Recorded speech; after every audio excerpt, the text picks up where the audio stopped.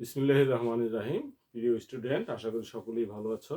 আজকে আমি একটা জটিল উৎপাদক নিয়ে আলোচনা করব। এই উৎপাদকটা উচ্চতর গণিত বিষয়ের দশম শ্রেণীর অনুশীলনী 2 নম্বর 7-এর জ। উৎপাদকটা আছে 15x square minus 24y square minus 6z square plus 2xy minus xz plus 24yz। তো এটাকে উৎপাদকে বিশ্লেষণ করলে আমাদেরকে লক্ষ্য রাখতে হবে তিনটা আছে বর্গাকার আর তিনটা আছে সংমিশ্রণ। তার মানে বোঝা যাচ্ছে এটা মিডল টার্ম করতে হবে, পর্যায়ক্রমে মিডল টার্ম। তাহলে মিডল টার্ম করতে গেলে আমাদেরকে এইটাকে ভাঙাইতে হবে প্রথমে।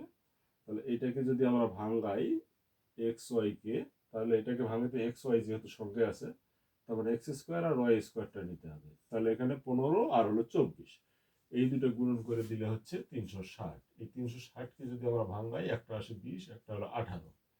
20 আর 18 বিয়োগ করলে আমরা পাচ্ছি 2। তাহলে যেহেতু এটা প্লাস, তাহলে 20টা প্রথম নেব, 20xy, তারপর x সেখান থেকে মাইনাস 18xy করে নিলাম। তাহলে এটা মিডল টার্ম হয়ে গেল।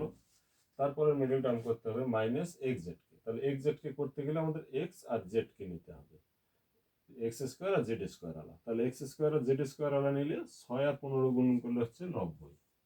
এই 90কে ভাঙাইলে 9 10 90, তাহলে 10 9 বাদ দিলে পাওয়া যাচ্ছে 1। যেহেতু মাইনাস, তাহলে মাইনাস বড়টা আগে, মাইনাস 10 xz প্লাস 9 xz নিলাম। তারপর এখন ভাঙতে হবে আমার 24 কে। তাহলে 24yz আছে, তাহলে yz মানে এই ওয়াই স্কোয়ার আর জেড স্কোয়ারকে নিতে হবে। তাহলে ওয়াই স্কোয়ার জেড স্কোয়ার নিলে 24 আর 6, 24 আর 6 গুণ করে দিলে হচ্ছে 144।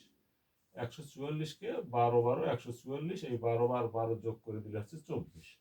তাহলে এইটাকে আমরা ভাঙা পাচ্ছি কত, plus 12yz plus 12yz।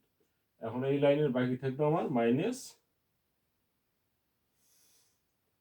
24y square, আর একটা বাকি থাকলো মাইনাস 6z স্কোয়ার। এখন এখান থেকে আমরা এমন একটা কৌশল অবলম্বন করব যাতে করে প্রতি ক্ষেত্রে কমন নিলে একই জিনিস আসে। তাহলে একই জিনিস যদি আসতে চায়, তাহলে এখান থেকে আমরা যদি এক্স কমন নেই তাহলে থাকে এক্স। তাহলে এখন এখান থেকে আবার যদি এক্স কমন নেই তাহলে থাকতেছে ওয়াই, তাহলে প্লাস 20xy। তারপরে এক্স কমন নিলে যেন জেড থাকে, তাহলে এক্স কমন নিলে জেড থাকে, তার মানে আমার দরকার হলো এক্স জেড এর। তাহলে এখানে এক্স জেড কোথায় আছে, এক্স জেড আছে এই 9xz, 9xz একটা আছে, আর হলো প্লাস xz একটা আছে। তাহলে আমাদের যে দুটো প্লাস একটা মাইনাস নিতে হবে, তো এইটা আমরা নিব মাইনাস 10xz। এখন তারপর এক্স কমন নিলে এক্স ওয়াই জেড থাকতেছে। এখন আবার আমরা এবারে ওয়াই কমন নিয়ে যেন এক্স ওয়াই জেড থাকে, তার মানে আমাদের ওয়াই কমন নিলে এক্স থাকবে, তাহলে এইটা ওয়াই কমন নিলে এক্স থাকবে, তাহলে মাইনাস 18xyটা নিলাম। তারপরে ওয়াই কমন নিলে যেন ওয়াই থাকে, তাহলে আমাদের এখানে আসবে তখন মাইনাস 24y স্কোয়ার। আবার ওয়াই কমন নিলে জেড থাকে, তার মানে ওয়াই জেড ওলা একটা নিতে হবে, তারপরে এটা নিলাম প্লাস 12yz। এবার 3 নম্বরে আমাদের যে কাজটা করতে হবে সেটা এক্স কমন নিলে যেন, এবার জেড কমন নেব, জেড কমন নিলে যেন এক্স থাকে। তাহলে জেড কমন নিলে এক্স থাকতেছে, তাহলে এইটা, তাহলে প্লাস 9xz। তারপর আবার জেড কমন নিলে যেন ওয়াই থাকে, তার মানে জেড কমন নিলে ওয়াই থাকবে, তাহলে এইটা নিতে হবে প্লাস 12yz। এবার জেড কমন নিলে জেড থাকে, তার মানে মাইনাস 6z স্কোয়ার। এখন পর্যায়ক্রমে এই তিনটা মিলে যদি আমরা কমন নেই, তাহলে তিনটার মধ্যে 5 কমন যাচ্ছে এবং x কমন যাচ্ছে।